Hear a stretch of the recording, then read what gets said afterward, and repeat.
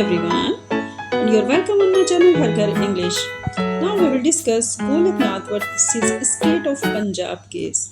It's the most important case for your exam. 99% chances हैं कि ये केस आप सभी को देखने को मिले अपने एग्जाम में, Golaknath versus state of Punjab.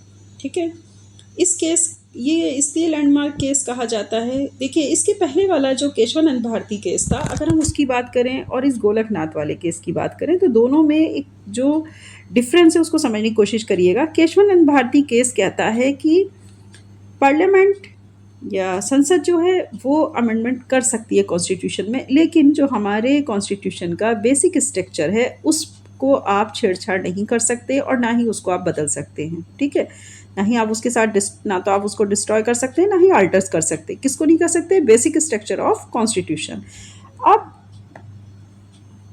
अगर हम गोलकनाथ की बात करें तो गोलकनाथ वाला जो केस है वो इस चीज़ पे ज़्यादा फोकस करते हुए दिखाई देता है। गोलकनाथ केस कह रहा है कि क्या पार्लियामेंट को ये राइट है या कि वो इतना अमेंडमेंट कर सकता है कि क्या किसी के फंडामेंटल राइट्स भी वो अमेंडमेंट में आएंगे कि नहीं आएंगे, या हो सकता है कि नहीं हो सकता। तो गोलकनाथ वाला जो केस है वो पूरी तरीके से फोकस करता है फंडामेंटल राइट्स को, और जो हमारा केशवानंद भारती वाला केस है वो पूरी तरह फोकस करता है बेसिक स्ट्रक्चर ऑफ कॉन्स्टिट्यूशन को। बस ये डिफरेंस थोड़ा सा समझ लीजिए। दोनों केसेस आपके हाथ में बहुत अच्छे से आपको लर्न हो जाएंगे, और अगर इनमें कन्फ्यूज़न भी फिर क्रिएट नहीं होगा। बहुत बच्चों को कन्फ्यूज़न क्रिएट हो रहा था, तो इसलिए मैंने आज ये वीडियो आपके लिए अपलोड की है। अब आपका कन्फ्यूज़न दूर हो जाएगा। सभी स्टूडेंट्स जो कि इन वीडियोस से अपनी प्रिपरेशन कर रहे हैं वो नोट्स साथ साथ बनाते हुए चले। बहुत अच्छी वीडियोस मैंने आपके लिए अपलोड की है, और ये एक तरह का क्वेश्चन प्लस विद एक्सप्लेनेशन के साथ में है, तो आपके लिए लिखने में आसानी होगी। अगर आप इससे अपनी प्रिपरेशन कर रहे हैं तो इससे एक आपको आइडिया मिल जाएगा कि मुझे किस तरह से इस केस को लिखना है और किस तरह की यहाँ पर हेडिंग मेंशन करनी है। सारी चीज़ें यहाँ पर क्लियर हैं, तो आप इस चैनल के थ्रू और इस वीडियो के थ्रू अपनी बहुत अच्छी प्रिपरेशन कर सकते हैं। ओके स्टूडेंट्स, चलिए चैनल को ज़्यादा से ज़्यादा लाइक सब्सक्राइब शेयर ज़रूर करिए, ताकि ज़्यादा से ज़्यादा स्टूडेंट तक इस तरह की वीडियोस पहुँचे और वो इससे अपना एग्ज़ाम अच्छे से कंडक्ट कर सकें। देखते हैं केस न है हमारा Golaknath versus state of Punjab 1967 AIR 1643 SCR 2 762। ये पूरे केस का नाम है। आपके बैकग्राउंड ऑफ द केस हमको ज़रूर पढ़ना रहता है। उसकी वजह है क्योंकि जब तक हम उसका बैकग्राउंड नहीं समझेंगे तो हम केस को नहीं समझ पाएंगे।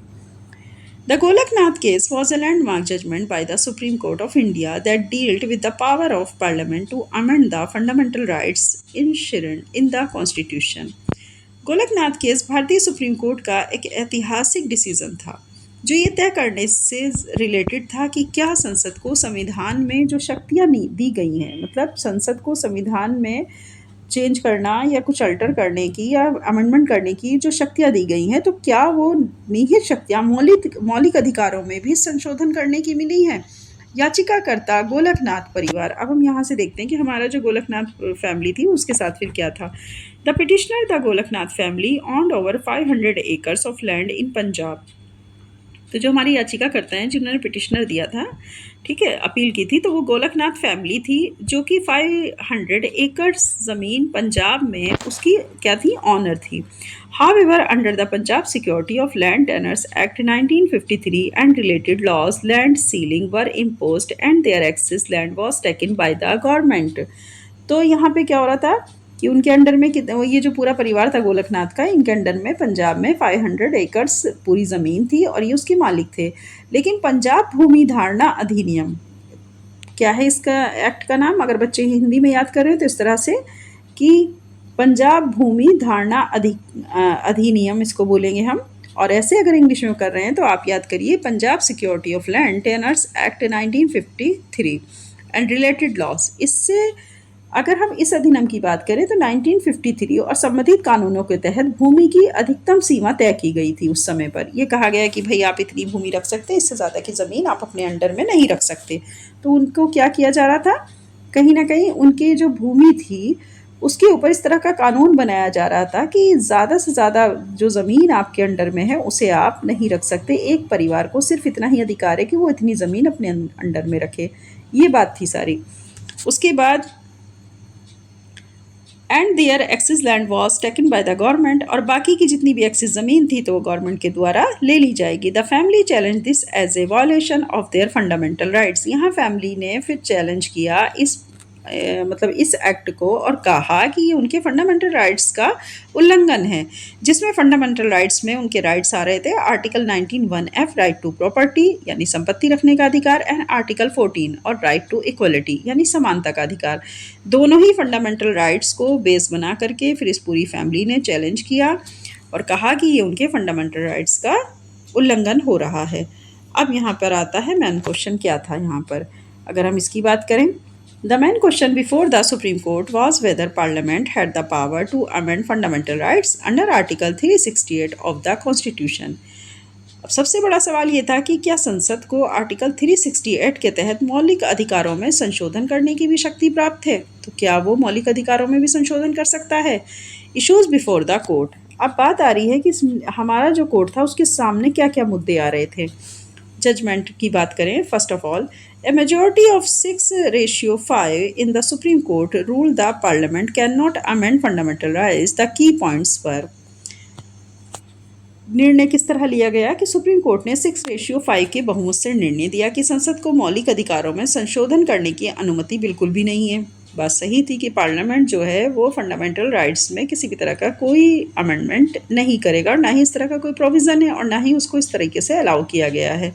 अब इस निर्णय के मुख्य बिंदु में उन्होंने फिर क्या कहा। First of all fundamental rights are first of all fundamental rights are sacrosanct and beyond the reach of parliament's amending power. मौलिक अधिकार पवित्र हैं और संसद की संशोधन शक्ति से परे हैं, मतलब पार्लियामेंट उसमें कोई संशोधन नहीं कर सकती, उसके ऊपर है। और क्या है फंडामेंटल राइट्स, एक पवित्र स्थान रखते हैं, तो इसको नहीं छेड़ा जाना चाहिए। नंबर 2, आर्टिकल 368 केवल संशोधन की प्रक्रिया बताता है, ये संशोधन करने की शक्ति नहीं देता। ये बात भी सुप्रीम कोर्ट ने यहाँ पर पूरी तरीके से क्लियर की कि आर्टिकल 368 जो है वो हमें ये प्रोवाइड करा रहा है कि हाँ अमेंडमेंट तो किया जा सकता है, लेकिन अमेंडमेंट के प्रोसीजर को बताता है। ठीक है, अमेंडमेंट करने की शक्ति नहीं दे रहा है, प्रोसीजर बता रहा है, लेकिन अमेंडमेंट करने की वो पावर नहीं देता है। थर्ड पॉइंट की बात करेंगे तो क्या है, amendment affecting fundamental rights are unconstitutional. अगर ऐसा अमेंडमेंट होता है कि जिससे हमारे मौलिक अधिकार प्रभावित होते हैं, फंडामेंटल राइट्स प्रभावित होते हैं, तो फिर वो किस तरह का हो जाएगा अमेंडमेंट, वो अनकॉन्स्टिट्यूशनल मतलब असंवैधानिक उसको करार दिया जाएगा। तो मौलिक अधिकारों को प्रभावित करने वाले संशोधन जो भी अगर होता है तो वो असंवैधानिक माने जाएंगे। नंबर 4 पर बात आती है doctrine of prospecting over ruling. Doctrine of prospective over ruling was applied for the first time. सबसे पहली बार इस वर्ड को इस सिद्धांत को लागू किया गया, जिसका अर्थ था, अब इसके हम this meant the ruling would apply only to future amendments and past amendments were upheld.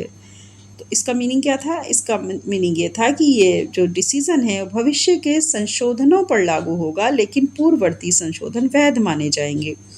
तो doctrine of perspective over ruling was applied for the first time. सबसे पहले इस रूल को यहाँ पर अप्लाई भी किया गया, और जिसका अर्थ ये था कि इस अमेंडमेंट के बाद जो फ्यूचर में अगर इस तरह के केसेस आते हैं तो उनके ऊपर तो ये सारी चीज़ें लागू होंगी, और इसके पहले वाले जो अमेंडमेंट्स थे उनको जो के तू रखा जाएगा, उन्हें वैध माना जाएगा। ठीक है, इस तरीके से यहाँ पर सुप्रीम कोर्ट ने ये डिसीज़न दिया था या ये निर्णय दिया था कि भविष्य में जो भी संशोधन होंगे तो उन पर तो ये नियम लागू होगा, जो हम कह रहे हैं कि फंडामेंटल राइट्स को कहीं से भी आप उसमें छेड़छाड़ नहीं कर सकते और अपनी बाउंड्रीज आप तय करिए। पार्लियामेंट से कहा गया आप फंडामेंटल राइट्स में अमेंडमेंट मत करिए। लेकिन जो पास्ट में अमेंडमेंट्स होंगे, जो पूर्ववर्ती इस तरह के संशोधन अगर हुए हैं, तो उनको वैसे ही जो के तू रखा गया और उन्हें वैध भी माना गया। लीगल सिग्निफिकेंस की बात करें कि इसके बाद इस वाले फैसले, ये जो डिसीजन दिया गया, तो इसका क्या महत्व रहा। Overturn the earlier judgement in Shankari Prasad 1951 and Sajjan Singh 1965, where the court had allowed Parliament to amend fundamental rights. इस फैसले ने शंकरी प्रसाद और सज्जन सिंह के पूर्व के निर्णयों को पलट दिया, जिनमें संसद को मौलिक अधिकारों में संशोधन की अनुमति दी गई थी। तो ये फैसला क्या हुआ था कि इसमें फंडामेंटल राइट्स में पार्लियामेंट को अमेंडमेंट करने की करने के लिए अलाउ कर दिया गया था, तो ये पूरा ही जजमेंट बदल दिया गया। Number 2, it led to the 24 Constitutional Amendment Act 1971, which explicitly granted Parliament the power to amend fundamental rights. इसके परिणाम स्वरूप 24वां संविधान संशोधन अधिनियम 1971 में लाया गया, जिसने संसद को मौलिक अधिकारों में संशोधन करने की स्पष्ट शक्ति प्रदान कर दी थी। ठीक है, तो क्या हुआ, इसका जो कॉन्सिक्वेंसेस थे उससे क्या निकला, क्या रिजल्ट आया कि 24वां संविधान संशोधन अधिनियम 1971 लाया गया, जिसने संसद को मौलिक अधिकारों में संशोधन करने की स्पष्ट शक्ति भी प्रदान कर दी। इससे पहले क्योंकि सुप्रीम कोर्ट ने कहा था ना कि 360 जो आर्टिकल 368 है वो सिर्फ प्रोसीजर बता रहा है, शक्ति नहीं दे रहा अमेंडमेंट करने की, तो यहाँ पर ये भी क्लियर हुआ। नेक्स्ट, इवेंचुअली अगर हम देखें तो अंततः क्या हुआ है, Eventually, Keshwanand Bharati versus State of Kerala 1973 modified this ruling, introducing the basic structure doctrine, which allowed amendments but restricted changes that affected the basic structure of the constitution. Keshavananda Bharti बनाम केरल राज्य ने इस डिसीजन को आंशिक रूप से बदलते हुए मूल संरचना सिद्धांत की स्थापना की, जिससे संशोधन की अनुमति तो दी गई कि हाँ आप संशोधन कर सकते हैं, लेकिन संविधान की मूल संरचना को प्रभावित करने वाले संशोधनों पर रोक लगा दी गई। बात समझ में आई कि मतलब basic structure of the constitution change नहीं होना चाहिए।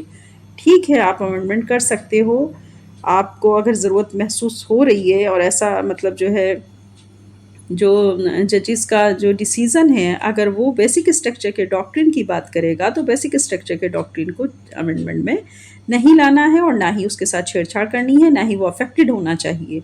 ठीक है, तो इतना तो हो सकता है कि आप जो है फंडामेंटल राइट्स के अंदर अगर किसी बात को आप ऐसा महसूस करते हैं कि उसमें कुछ चेंजेस होना चाहिए तो वो तो ठीक है, लेकिन बेसिक स्ट्रक्चर ऑफ कॉन्स्टिट्यूशन को कहीं से कहीं तक भी अफेक्टेड नहीं होने देना है।